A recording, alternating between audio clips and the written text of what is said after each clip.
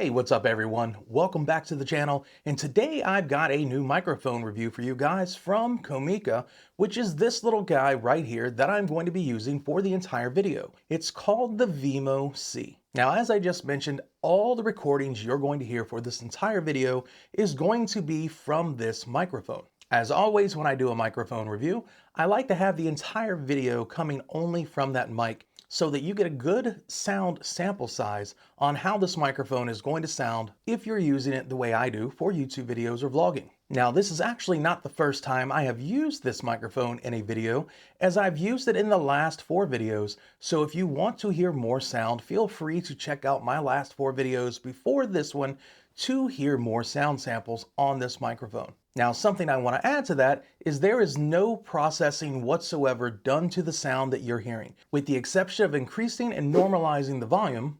That is currently the only effects editing that I've done to the sound for this video, so what you're hearing is 100% raw audio with no corrections whatsoever. The Comica Vimo C is a clip-on style rechargeable lavalier style microphone system like we've been seeing more and more over the last years, started by companies like Rode. Now, if you've been following my channel for a while, you know that I've done multiple reviews on microphone systems like this, and some of them are hit or miss. The one thing that I've noticed over the years is that with some of these lower priced options, the audio does not sound as rich as some of the higher priced options, and you tend to get kind of like a hollow, tinny sound. Now, after using the Vimo C for the last 4 videos that I've done, I can 100% say that is not an issue that I have seen with this unit whatsoever.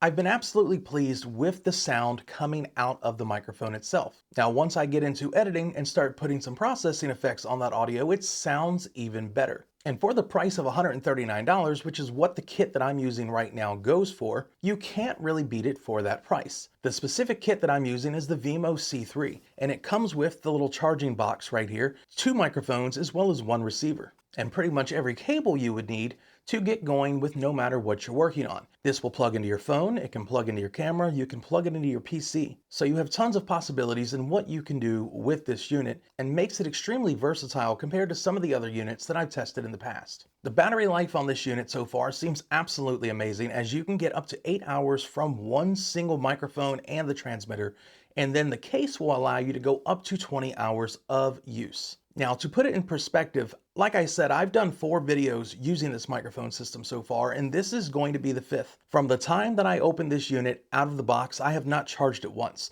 So I'm going off of the initial charge that was on it coming from the factory. And the videos that I've used for this have not been super short videos. Take into account that I've probably trimmed about 5 minutes of footage from each one of those videos, and you can see that you're going to get a ton of use from these things just from the initial charge of the case and the units themselves. That feature alone is going to make this an absolutely amazing choice for run and gun vlogging, or either doing in-studio recordings just like this. It's also going to allow you to hook this into your computer if you want to use it for something like streaming, or if you're doing Zoom meetings or anything like that and want better audio, and just be able to clip this microphone on and not really have to worry about the battery life whatsoever. Now, one of the interesting things you can do if you're using this for your computer is plug the receiver itself into a charging cable. That way it's fully charging all the time. If you have the kit that I do with the rechargeable case and the 2 microphones, you can clip 1 microphone on and do what you need to do and use it, and if the battery starts getting low, you can swap your mic into the charging case, pull the other one out, and keep going, and not really have to worry about power consumption. Because unless you're streaming for 20 plus hours straight, you're not going to use all of the power available to you in the charging case and the microphone units themselves. Now, one of the additional features that the receiver itself has is an IPS screen that is rotatable depending on how you have it set on the camera. That way you're never going to have a situation where you're looking at this thing upside down, and you're always going to be able to read the levels and information on your receiver. You are also going to have volume controls for both of your microphones on the unit itself, as well as a USB-C port that acts as a charging port, as well as being able to plug a USB-C splitter adapter into it that comes with the unit that allows you to put a pair of headphones into the unit and do a live monitor of the audio that you're hearing. Being able to do something like this has benefits in many, many cases, especially if you're using this for a vlogging slash podcast type thing, or if you're doing Zoom meetings. Now, the microphone itself is going to have a power slash mute button on the side, as well as a button to turn on the noise reduction feature. Now, I personally prefer to have a pure raw audio recorded into my camera. I don't really like using a noise reduction that's built into microphones, as I would much rather fix any type of noise in post-production using an actual piece of software. Now, if you're in a situation where you don't have these options, this feature is there for you to use and is an absolute awesome addition to help you out in situations where you may have a lot of background noise going on. Now, in terms of overall features for the system, the unit will have 4 different volume controls. That way you can set your audio levels directly on the microphone. The way I'm using it currently in my Canon R5, I actually have my internal volume for the camera turned all the way down for the most part, and I have the volume on my Vimo C turned up to 3. Now, you also get 3 channel modes that you can use this, which is stereo for if you're using both microphones.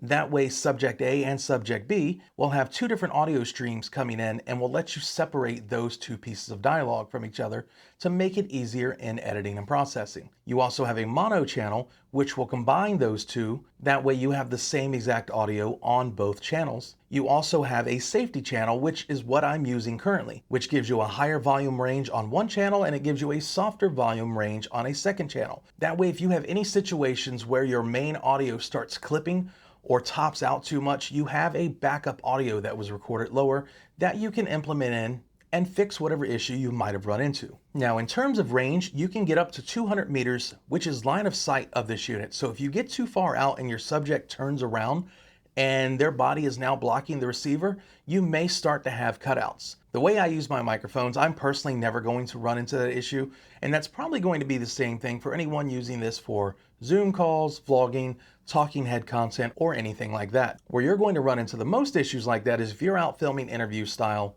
content and you have your mics on different subjects that may be moving around some distance away from the camera and could potentially either turn around and mess up the audio or walk out too far. So just be mindful of how you have your talent set up when you're out doing recording sessions using these microphones. Items included with this unit is going to be a zip-up case that the entire charging case and all of your cables will fit into.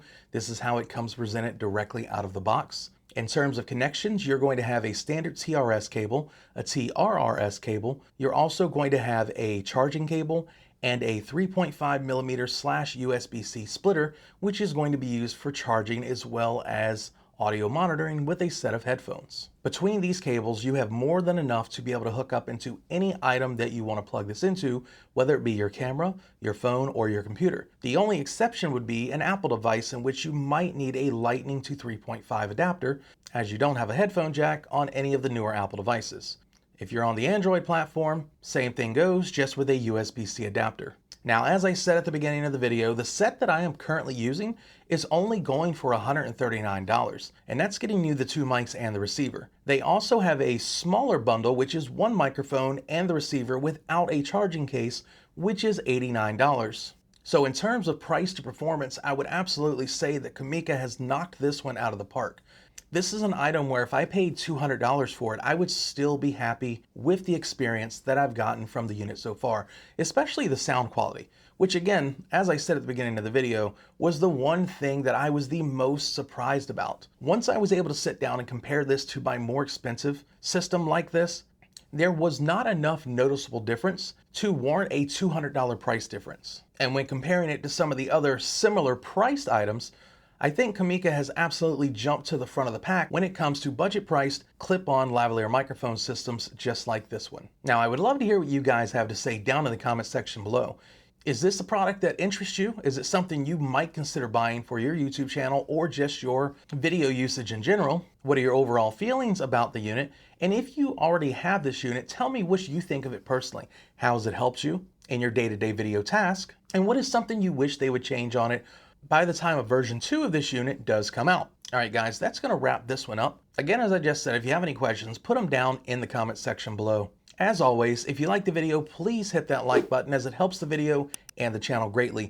If you want to see more content like this, please consider subscribing to the channel and even hitting that bell notification icon. That way you get alerts anytime I put out a new video related to anything camera, technology, or camera news related. Now, with that being said, until next time.